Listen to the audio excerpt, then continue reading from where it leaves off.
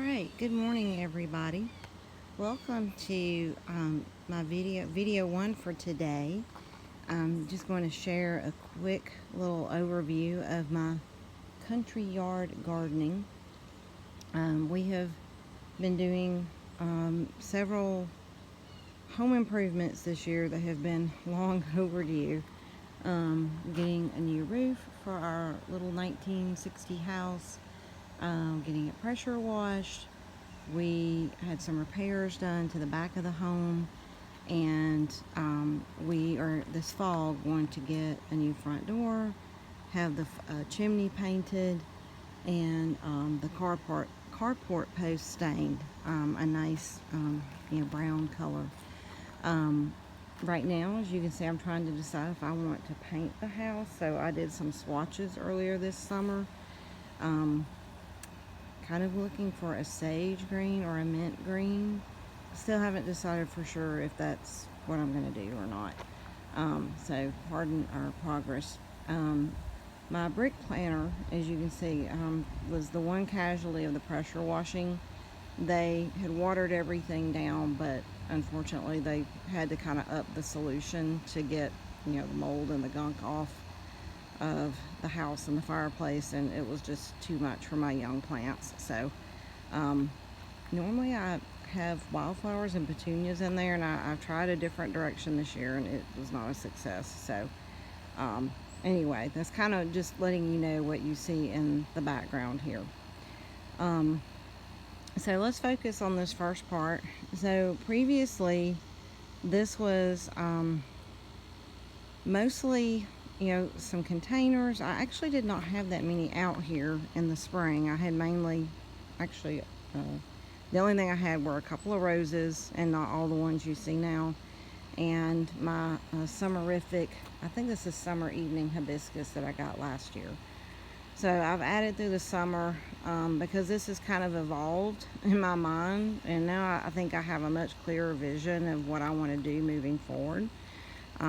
But this area is very difficult to landscape without a lot of expense because it's very compacted dirt.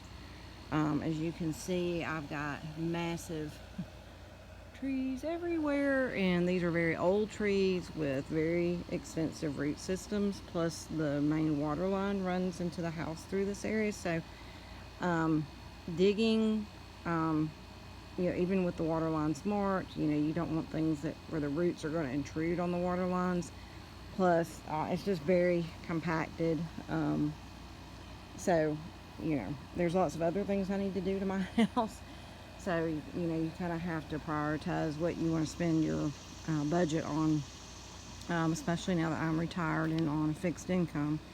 But my solution, my DIY country yard solution, I call it, was, this area, as I said, it was mainly dirt, rocks, because the previous owners had lots of rocks in the yard. I have no idea why. It was terrible.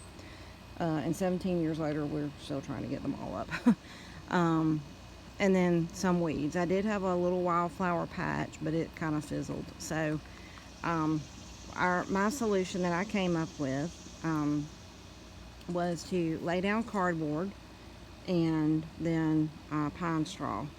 And this is continue to be a work in progress. We still need to add some more, kind of define the edging a little bit better. But this was basically 8 bales of longleaf pine straw. And I've seen other people use this as mulch for a regular garden on YouTube, and I thought, well, I think it would soften all of the containers. And again, this has kind of been a work in progress. When I first started gardening again 4 years ago, I was just didn't really have a plan, and certainly did not know as much as I've learned even in the last few years, because in the past I mainly grew roses. I've definitely broadened my knowledge base in the last year as I have been getting more into perennials, really the last couple of years, but especially this last year. And then, a little healthy dose of annuals here and there, and now I'm getting ready to start anchoring my garden with more shrubs and evergreens.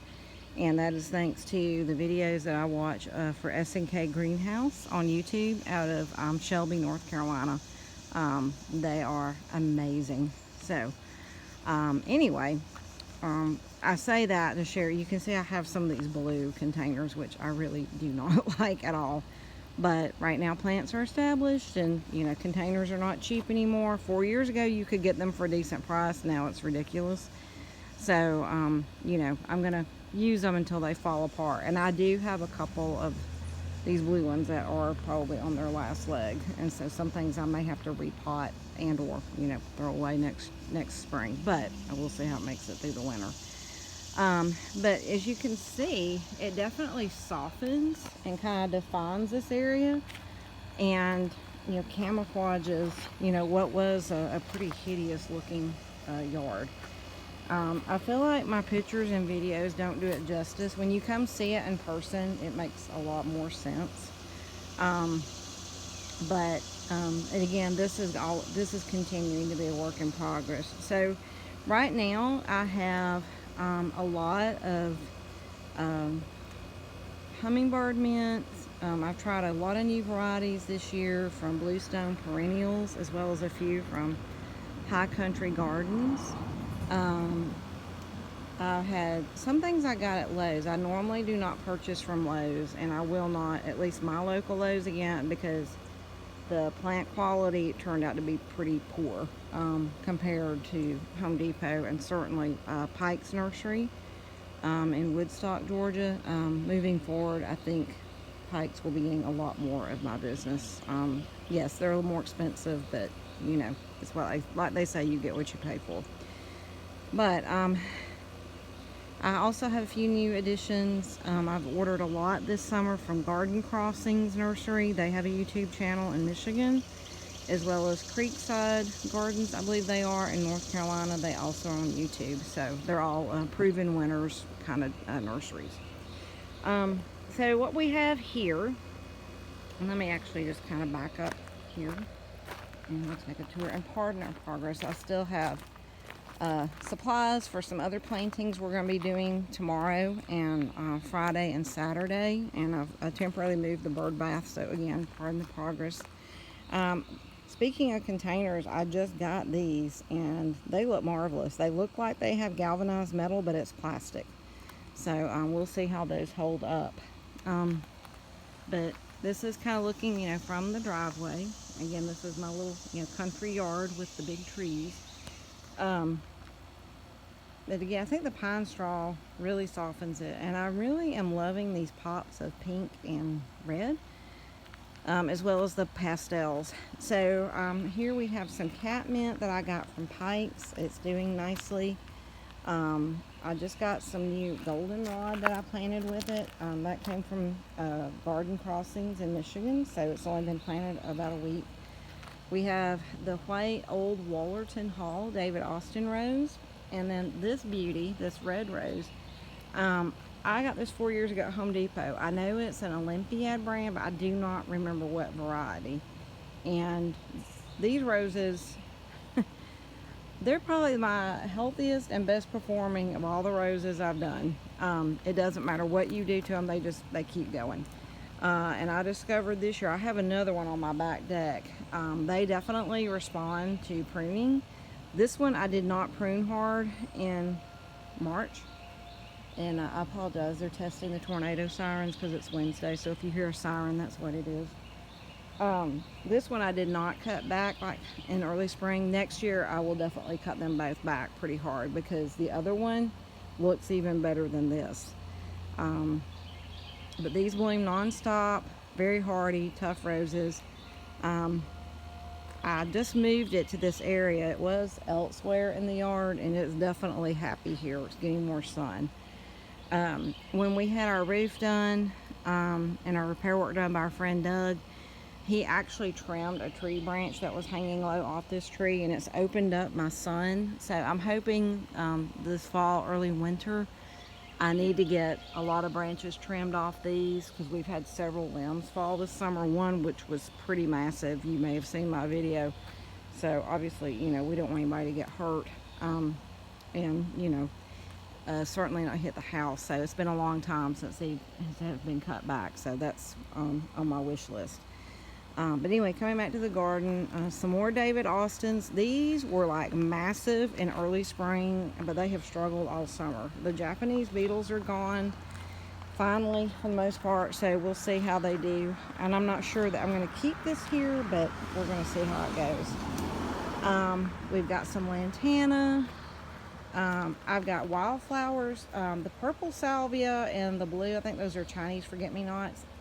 I do not remember planting those. I don't know where they've come. There were two pretty roses that they never got big or did great. I got them a year ago from Heirloom Roses in Oregon.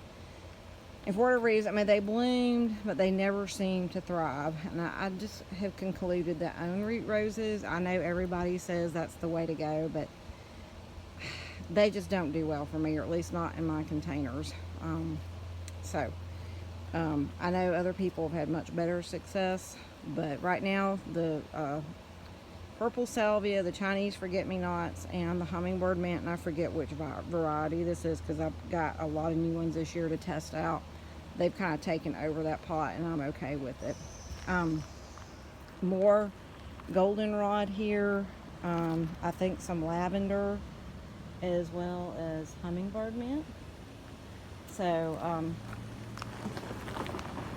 we've also got some other plants, but right now I have a delivery, so I'll stop the video and continue in just a moment.